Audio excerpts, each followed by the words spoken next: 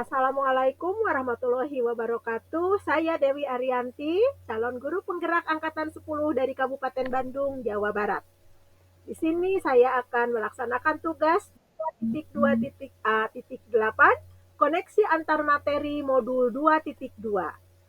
Baiklah, setelah mempelajari pembelajaran sosial dan emosional atau PSE, terdapat beberapa kesimpulan tentang perubahan pengetahuan, keterampilan, dan sikap sebagai pemimpin pembelajaran. Pertama, kita menyadari pentingnya PSE dalam menciptakan pembelajaran yang aman dan nyaman bagi semua individu di sekolah. PSE membantu meningkatkan kompetensi akademik dan kesejahteraan psikologis atau well-being secara optimal. Kedua, kita berusaha mengembangkan dan meningkatkan 5 kompetensi sosial emosional atau KSE yang telah dipelajari. KSE ini mencakup kesadaran diri, manajemen diri, kesadaran sosial, keterampilan berelasi, dan pengambilan keputusan yang bertanggung jawab. Ketiga, sebagai pemimpin pembelajaran, kita mengimplementasikan PSE dalam kelas dan di sekolah. Hal ini meliputi pengajaran eksplisit, integrasi dalam praktek mengajar guru dan kurikulum akademik, penciptaan iklim kelas dan budaya sekolah, serta penguatan pembelajaran sosial emosional bagi pendidik dan tenaga kependidikan di sekolah. Kaitannya pembelajaran sosial dan emosional dengan modul-modul sebelumnya juga sangat penting. Modul 2.2 yang membahas PSE memiliki keterkaitan yang kuat dengan filosofi pendidikan Ki Hajar Dewantara yang diajarkan dalam modul 1.1.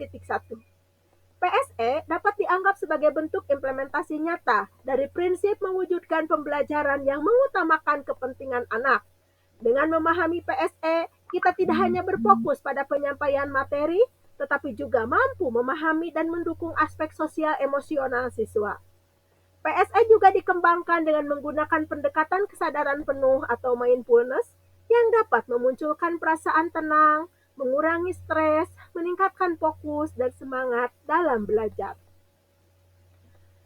Sebelum mempelajari modul pembelajaran sosial emosional, saya berpikir bahwa kompetensi sosial emosional murid akan terbentuk dengan sendirinya, sejalan dengan pertumbuhan dan bertambahnya usia mereka menuju kedewasaan.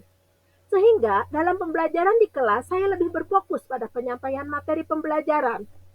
Setelah mempelajari modul ini, ternyata pembelajaran berbasis sosial emosional perlu dilakukan untuk mengetahui seberapa kesiapan, ketertarikan, dan fokus murid dalam memulai pembelajaran.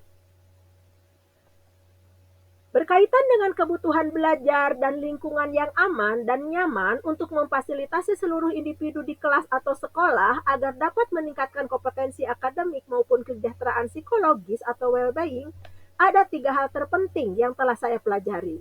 Pertama, saya belajar tentang 5 kompetensi sosial emosional, yaitu kesadaran diri, manajemen diri, kesadaran sosial, keterampilan berelasi, dan pengambilan keputusan yang bertanggung jawab. Kedua, saya belajar tentang kesadaran penuh atau mindfulness yang merupakan dasar untuk memperkuat kompetensi sosial emosional. Ketiga, saya belajar tentang kesejahteraan psikologis atau well-being yang penting untuk meningkatkan kualitas hidup dan kebahagiaan.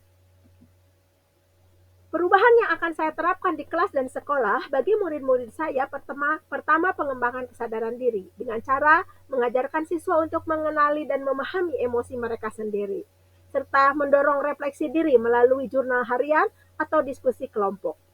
Kedua, dengan cara pengelolaan emosi. Caranya memberikan strategi untuk mengelola emosi negatif seperti tarik pernapasan atau meditasi. Juga menyediakan waktu cool down atau area tenang untuk membantu siswa menenangkan diri. Yang ketiga, melakukan komunikasi yang efektif dengan cara mengajarkan keterampilan komunikasi yang baik seperti mendengarkan aktif dan berbicara dengan sopan. Juga melakukan kegiatan bermain peran untuk mempraktikkan situasi sosial yang berbeda. Yang keempat, kerjasama dan kolaborasi dengan cara menyediakan proyek kelompok yang mendorong kerjasama dan saling pengertian. Juga memberikan tugas yang memerlukan kerjasama antar siswa dengan peran yang jelas. Dan yang kelima, dengan cara pengembangan empati, yaitu mengadakan kegiatan yang membantu siswa memahami perasaan dan perspektif orang lain, menggunakan literatur atau cerita yang mengandung pesan moral untuk didiskusikan di kelas. Untuk bagi rekan sejawat, yaitu mengadakan pelatihan dan pengembangan profesional, yaitu dengan cara mengadakan workshop atau seminar tentang pembelajaran sosial emosional, juga menyediakan sumber daya dan materi pembelajaran yang relevan. Yang kedua, kolaborasi dan dukungan, yaitu dengan menciptakan komunitas belajar di antara guru untuk saling berbagi pengalaman dan strategi. Juga menyediakan waktu untuk pertemuan rutin guna mendiskusikan kemajuan dan tantangan. Yang ketiga, lingkungan kerja positif, yaitu dengan mendorong budaya kerja yang mendukung kesejahteraan emosional guru, juga mengadakan kegiatan rekreasi atau sosial untuk memperkuat hubungan antar kerja. Yang keempat, peningkatan keterampilan dengan cara mendorong guru untuk mengambil kursus atau pelatihan tambahan terkait pengelolaan emosi dan interaksi sosial, juga memberikan feedback konstruktif dan mendukung pengembangan profesional secara berkelanjutan.